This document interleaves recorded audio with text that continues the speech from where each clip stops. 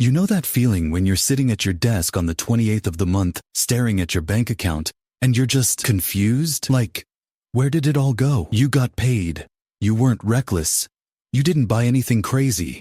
Maybe you ordered food a few times, picked up some things you needed, paid your bills, and now there's basically nothing left. And the worst part? You told yourself this month would be different. This was the month you'd finally start saving. You had a number in your head. Maybe it was 5,000 rupees, maybe 10. Something real. Something that would make you feel like you're moving forward. But here you are again, starting over. Waiting for the next paycheck like it's going to magically solve the problem. And I'm not here to tell you you're doing it wrong. I'm here to tell you that the system is designed to make saving feel impossible. And unless you understand why it feels this way, you're going to keep riding this loop forever. So let's talk about it. Not the surface level budget stuff everyone repeats. Let's talk about what's actually happening in your brain, your paycheck, and your life that makes saving money from your salary one of the hardest things you'll ever try to do. Here's what most people think saving is. Discipline. They think if you just had more willpower, more control, more focus, you'd be able to put money aside every month. And when you don't, you feel like you failed. But saving money isn't a willpower problem. It's a design problem. Think about it. Your salary hits your account, and immediately, the world starts pulling from it. Rent, groceries, subscriptions you forgot you signed up for. That one friend's wedding, your parents, your phone bill, food delivery on a Tuesday night because you were too tired to cook. None of these feel like luxuries. They feel like life. And that's the issue. We've been told that saving is about cutting out the extras. But when you look at your spending, most of it doesn't feel extra. It feels necessary. So when someone says, just save 20% of your income, it sounds completely detached from reality, because saving isn't just about math. It's about psychology. It's about how we process money, how we feel about the future, and how we cope with the present. Let me explain. When you get your salary, your brain doesn't see it as a tool for the future. It sees it as relief. Relief from last month's stress. Relief from pending payments. Relief from the anxiety of running out. And the moment that money arrives, your nervous system relaxes. You feel like you can breathe again. And that feeling, that safety, it makes you want to use the money. Not waste it. Just live. Normally. Comfortably. So you do. And by the end of the month, it's gone. This isn't weakness. This is being human. Your brain is wired to prioritize the now over the later. It's called present bias, and it's one of the most powerful forces working against you when you're trying to save. And here's the thing. Most people don't realize. Your salary isn't designed to help you save. It's designed to keep you working. I don't mean that in a conspiracy theory way. I mean it structurally. Your salary covers your cost of living, maybe a little more, maybe a little less, but it's rarely enough to make you feel financially free. It's enough to keep you stable. And stable means you keep showing up. You keep working. You keep earning. That's the loop. And if you don't interrupt that loop on purpose, it'll run your entire life. So how do you actually save money from your salary in 2026? Not in theory. Not in some perfect world where you have no responsibilities and no emotions. But in real life. With rent to pay. With family depending on you. With inflation making everything more expensive. With the pressure to look like you have it together even when you don't. Let's start with the one thing that actually works. You have to make saving automatic. I know. You've heard this before. But hear me out, because most people misunderstand what automatic really means. It doesn't mean setting up a standing instruction and hoping for the best. It means designing your financial life so that saving happens before you have a chance to think about it. Here's what I mean. Let's say you earn 50,000 rupees a month. The traditional advice says, spend what you need, save what's left. But that's backwards. Because by the time you reach the end of the month, there's nothing left. There's always something. Always. So instead, you flip it. The day your salary comes in, you move money out. Not all of it. Just a slice. Could be 10%. Could be 5%. Whatever feels real to you. But it moves immediately. To a different account. A different bank, if possible. Somewhere you don't see every time you check your balance. This is called paying yourself first. And it works because it removes the decision. You're not asking yourself, can I afford to save this month? You're not weighing it against dinner plans or that jacket you saw online. You're just doing it. It's a system, not a choice. And here's why this matters psychologically. When the money is gone, you adapt. Your brain is incredibly good at working with what it has. If you have 50,000 available, you'll find a way to spend 50,000. But if you only have 45,000 available, you'll find a way to live on 45. It's called Parkinson's Law, and it applies to money just as much as it applies to time. Your expenses expand to fill your income, unless you stop them. Now, I'm not saying this is easy, especially in the beginning. The first few months, it might feel tight. You might have to say no to things. You might have to get creative with meals, skip a few outings, delay a purchase. But here's what happens. You start to see the number grow, and that feeling, that tiny bit of progress, it changes something in you. It makes the sacrifice feel worth it. It makes you want to protect that balance. Because for the first time in a long time, you're not just surviving, you're building. But let's be real.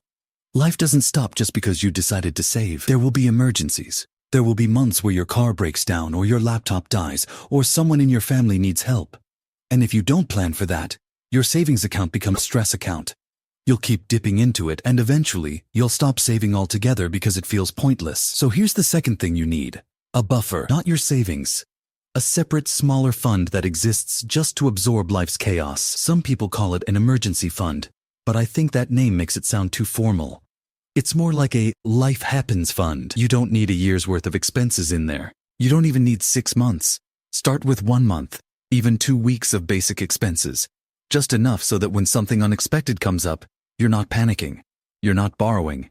You're not breaking your system. This buffer is what gives your savings room to breathe. Because once you know the small emergencies are covered, the money you're putting away every month can actually stay put. It can compound, it can grow. And that's where the psychology shifts. Because saving stops being about deprivation. It starts being about options. You're not saving because someone told you to. You're saving because you want a different kind of life. One where you're not trapped.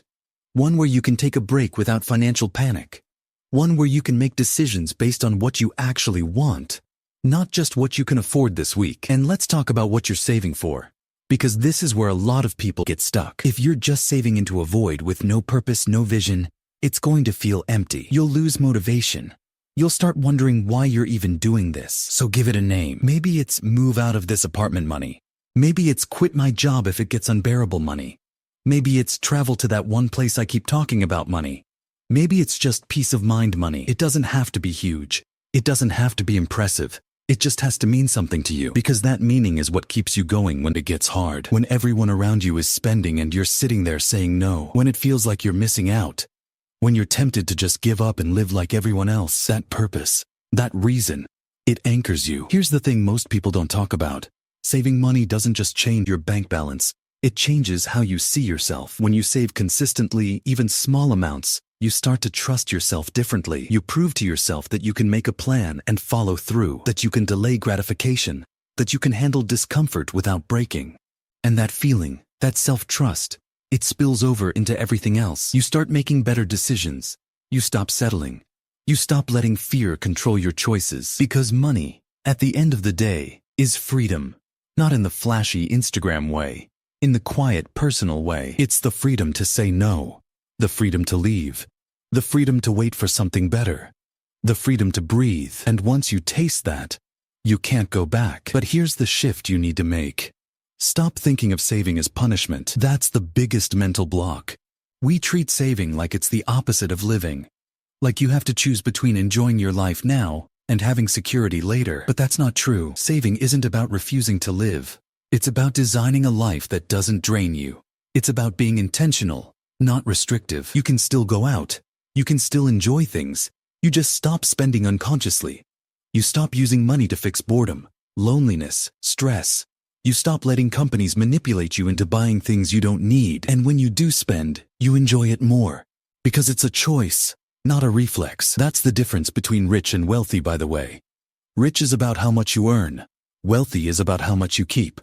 And in 2026, with everything getting more expensive, with jobs feeling less secure, with the future feeling more uncertain, being wealthy is the only real safety net you have. So let's make this concrete. If you want to save money from your salary every month, here's what you actually do. First, open a separate savings account.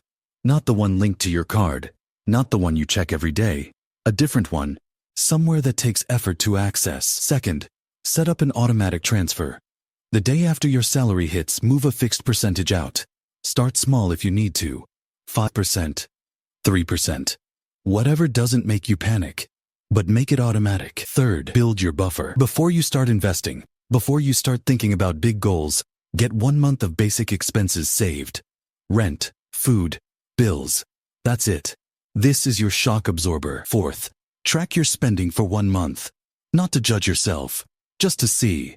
You'll be surprised where the money actually goes. And once you see it, you can decide what to keep and what to cut. Fifth, name your savings. Write it down. Stick it somewhere you'll see it. This is for give it purpose. Give it weight. And sixth, be patient with yourself. You're not going to transform overnight. Some months will be better than others. Some months, life will get in the way. That's fine. The goal isn't perfection. The goal is progress. Because even if you only save 2,000 rupees this month, that's 2,000 more than you had. And next month maybe it's 3. And the month after, maybe it's 5. It adds up. Slowly, quietly, it adds up. And one day, you'll look at your account and realize you're not stressed anymore. You're not counting down the days to payday. You're not living paycheck to paycheck. You're just okay. And that feeling? That's worth more than anything you could have bought. Look, I'm not going to tell you that saving money will solve all your problems. It won't make your job less exhausting. It won't fix your relationships. It won't erase your stress. But it will give you room. Room to think. Room to breathe.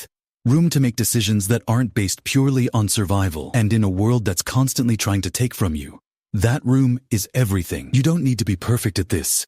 You don't need to have it all figured out. You just need to start and then keep going. Even when it's slow, even when it's hard. Because saving money isn't really about money. It's about taking control. It's about building a life where you're not just reacting, where you're not just getting by. It's about creating space for the person you want to become. And that person? They're worth investing in. So start today. Not tomorrow. Not next month. Today. Move something. Even if it's small. Even if it feels insignificant. Just start. Because the only thing worse than starting small is never starting at all. You've got this.